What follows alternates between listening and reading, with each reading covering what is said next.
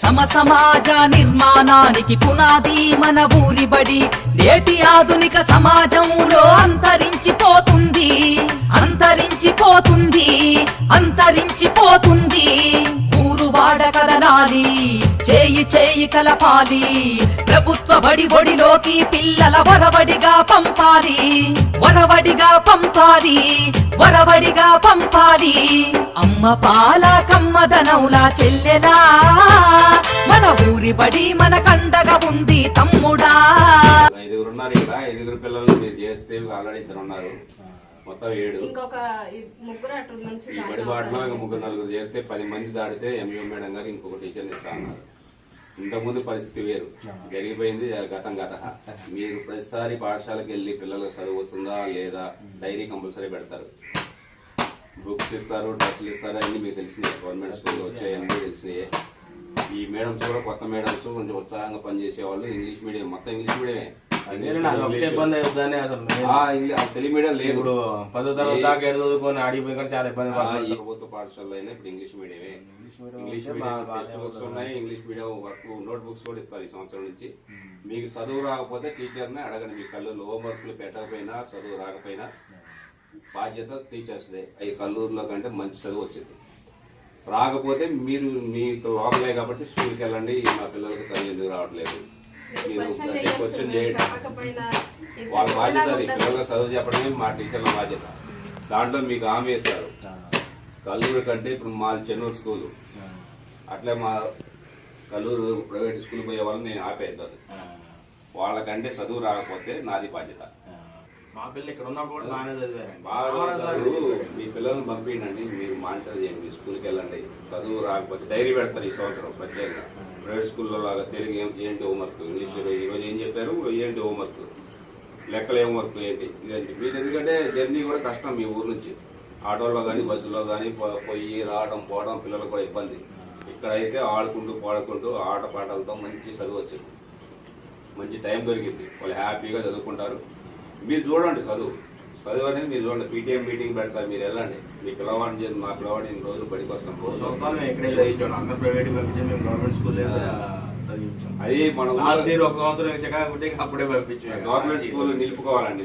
మన ఊర్లో ఉన్న బడి, ఏ ఊరైనా సరే బడి ఉండాలి, గుడి ఉండాలి. అది ఏదైనా చర్చి కావచ్చు, మసీదు కావచ్చు, మామూలు గుడి కావచ్చు, ఎవరి ఇష్టం వాళ్ళకి. ఊళ్ళో బడి ఉండాలి, గుడి ఉండాలి. ఒక్కసారి బడి పోయిందంటే మళ్ళీ రావడం ఎవరి వల్ల కాదు. ఒక మంత్రి స్థాయిలో కూడా మళ్ళీ వెంటనే పోయిన బడి పెట్టాలంటే సాధ్యం కాదు. చాలా టైం పడుతుంది, చాలా ప్రాసెస్. మీ ఊళ్ళో మంచి పడింది, మంచి టీచర్ ఇచ్చారు. మీకు వీలైనప్పుడు స్కూల్కి వెళ్ళి కనుక్కోవచ్చు. మేము చదువు, మనకు కావాల్సిన చదువు, పిల్లలకు కావాల్సిన చదువులు. కలుగు పంపిస్తే చదువు ఎట్లయితే ఆశిస్తున్నావో ఈ బడికి కూడా పంపి నీకు చదువు రాకపోతే బాధిస్తారు మేడంది. వీళ్ళంతా ఇంగ్లీష్ మీడియం చెప్పిన వాళ్ళు. ఖమ్మంలో ఇంగ్లీష్ మీడియం చెప్పిన వాళ్ళు టీచర్స్కే ట్రైనింగ్ ఇచ్చారు. వీళ్ళు కల్లూరులో టీచర్స్కే ట్రైనింగ్ ఇచ్చారు. ఇంగ్లీష్ పర్ఫెక్ట్ గా మాట్లాడతారు. కల్లూరులో ఏ స్కూల్ పంపించినా రాని ఇంగ్లీషు మీ పిల్లలకి ఏడొచ్చింది. ఇంగ్లీష్ మీడియం, తెలుగు మీడియం లేదు. మ్యాథ్స్ అయినా ఇంగ్లీష్ మీడియమే, ఇంగ్లీషే. తెలుగు సబ్జెక్ట్ ఉంటుంది, తెలుగు ఇంగ్లీష్ ఉన్నా కానీ బయటికి పోయినప్పుడు ఇబ్బంది పడకుండా ఈబీఎస్ ఇప్పుడు 3-4 ఉండాలి. 3-4 వాళ్ళు ఉంటారు. ఈబీఎస్ ఉంటుంది, ఇంగ్లీష్ లోనే ఉంటుంది. ఇంగ్లీష్ లోనే చెప్తారు. మన వర్క్ కూడా ఇంగ్లీష్ లో ఇస్తారు, రాయటం కూడా ఇంగ్లీష్ ఇస్తారు. ప్రతిరోజు డైరీ ఉంటుంది, డైరీ మెయింటైన్ చేయాలి. పంపించండి అన్న, ష్యూర్ గా మీరు టెస్ట్ చేసుకోవచ్చు ఈ 1 year. డైరీ ఉంటుంది, డైరీ మెయింటైన్ చేస్తారు. మీరు అబ్జర్వ్ చేయండి పిల్లలు. ఒకసారి free uniform, free text books, free note books అన్ని. అదే నోట్ బుక్ అదే పంపించండి. మీ ఊరు బడి టెస్ట్ చేయండి అన్న. టెక్స్ట్ బుక్స్ కానీ గవర్నమెంట్ స్కూల్ అంటే కొద్దిగా చిన్న స్కూల్ ఉంటుంది. అమ్ము మనం పిల్లల్ని ఇప్పుడు సిస్టమ్ మొత్తం మారిపోయింది టోటల్లీ. ఇదివరకు ఉన్నంత పరిస్థితులు లేవు ఇప్పుడు. కలెక్టర్ గారు సీరియస్ ఉన్నారు. నెలకు 3 సార్లు ఎంఈఓ గారు వస్తారు మీ స్కూల్ కి. మిగతా ఇప్పుడు మీ ఏఎంపీ సభ్యులు ఉంటారు, పేరెంట్స్ ఉంటారు. రఘునాథగూడెం గ్రామస్తులందరికీ నమస్తే అండి. ఈరోజు బడిబాట ప్రచారయాత్రలో భాగంగా మీ గ్రామానికి రావడం జరిగింది. బాబు ఇట్రమ్మ కొంచెం ఒక్క నిమిషం. ముఖ్యంగా మీ గ్రామంలో ఉన్నటువంటి బడిలో మీ ఊరి పిల్లల్ని చేర్పించండి. పూర్తిగా ఇంగ్లీష్ మీడియం, అనుభవజ్ఞులైనటువంటి అర్హత గల టీచర్లు వచ్చారు. మన ఊర్లో ప్రభుత్వ బడి ఉండగా వేరే పాఠశాలలకు ఎందుకు దండగా? మీరు పాఠశాలకు వెళ్ళి మీ పిల్లలను పంపించండి, మీ పాఠశాలకు వెళ్ళి టీచర్స్ ని అడగండి. మీ పిల్లలకు చదువు రాకపోతే బాధ్యత వాళ్ళది.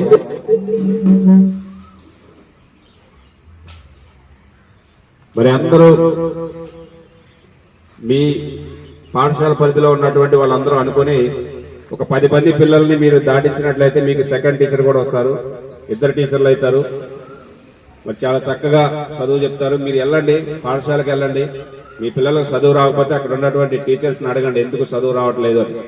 మీరు ప్రతిరోజు పిల్లల్ని పాఠశాలకు పంపించండి. చదువు రాకపోతే అక్కడ టీచర్స్ని క్వశ్చన్ చేయండి. ఖచ్చితంగా వాళ్ళు మంచి మీకు హామీ ఇస్తారు. అన్ని ఉచితంగా మనకి ప్రభుత్వ పాఠశాలలో లభిస్తాయి.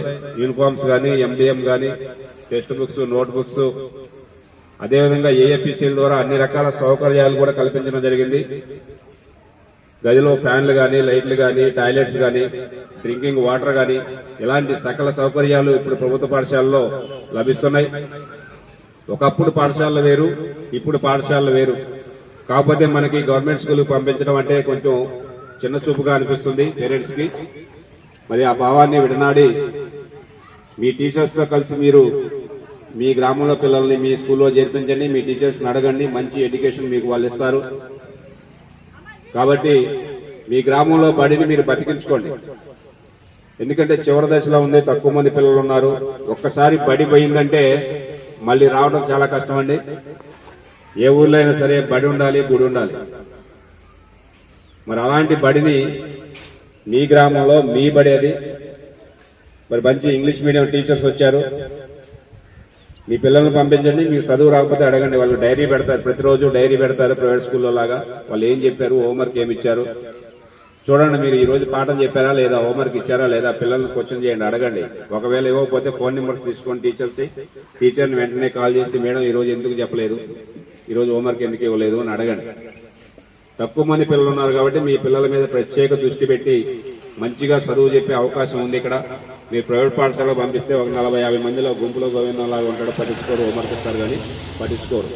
కానీ ఇక్కడ తక్కువ మంది పిల్లలు ఉన్నారు, ఇంగ్లీష్ మీడియం టీచర్స్ వచ్చారు కాబట్టి మీ దగ్గర పిల్లల దగ్గర కూర్చోబెట్టుకుని తెలుగు, ఇంగ్లీష్, మ్యాథ్స్ అన్ని మంచిగా చెప్పే అవకాశం ఉంది, మంచిగా చదువు వచ్చే అవకాశం ఉంది. కాబట్టి మీ గ్రామస్తులందరూ ఆలోచించి తప్పనిసరిగా మీ ఊరి బడిలోనే మీ పిల్లల్ని చేర్పించండి. ఇప్పటికే ఒక 9-10 మంది దాకా పిల్లలు అయ్యేటట్లు ఉన్నారు. ఇంకొక 2-3 10 దాటితే మీకు 2వ టీచర్ వస్తారు. 2 టీచర్లు ఉన్నప్పుడు హ్యాపీగా వాళ్ళు ఒక 5 వీళ్ళకి 5 దగ్గర కూర్చోబెట్టుకుని అన్ని సబ్జెక్టులు చెప్తారు. తక్కువ మంది ఉన్నారు కాబట్టి ఉన్నటువంటి పిల్లలందరికీ చక్కగా చదువు వస్తుంది.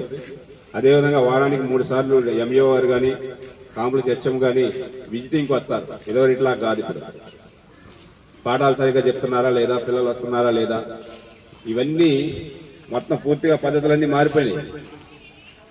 కాబట్టి మీ ఊర్లో పిల్లల్ని మీ బడిలోనే చేర్పించాలని మనవి చేస్తూ మరి ఈ అవకాశాన్ని వినియోగించుకోండి. టీచర్స్తో మాట్లాడండి.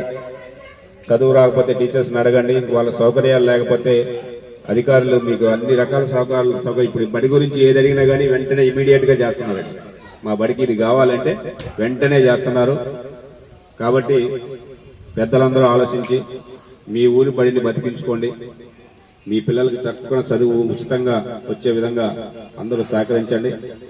ఈ జూన్ 2న మీ పిల్లల్ని బడిలో చేర్పించాలని మనవి చేస్తూ మరి నవ్య గారు ఒక నిమిషం మాట్లాడదాం.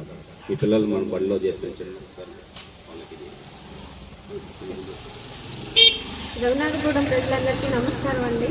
నేను మీ స్కూల్ టీచర్ నవ్యాని. మీ పిల్లలందరినీ మా స్కూల్లో జాయిన్ చేయాలని నేను ఆశపడుతున్నానండి. మీ స్కూల్ని, మన స్కూల్ని మనం కాపాడుకోవాలి. ప్రతి గ్రామంలో కూడా ఇప్పుడు ఇంతకు ముందులాగా లేరండి. ఆ స్కూల్లో నుండి, ఆ ఊర్లో నుండి బయటికి ఎక్కడికి పిల్లల్ని పంపించడానికి వీల్లేదు. ప్రైవేట్ పాఠశాలకు అసలు పంపించొద్దు. మన ఊర్లో మన బడిని మనం డెవలప్ చేసుకుందాం. మీకేమైనా ఫెసిలిటీస్ కావాలంటే అడగండి, మేము లెటర్ పెడతాం. గవర్నమెంట్ నుండి అన్నీ తెచ్చుకుందాం. మీ పిల్లలకు కావాల్సిన సౌకర్యాలన్నీ మేము కల్పిస్తాం. చదువు 100% ఇస్తామని మేము మీకు హామీ ఇస్తున్నాం. ఖచ్చితంగా మన బడిలో మన పిల్లల్ని పెంచుకొని మన బడిని, మన ఊరిని కాపాడుకుందాం. Thank you.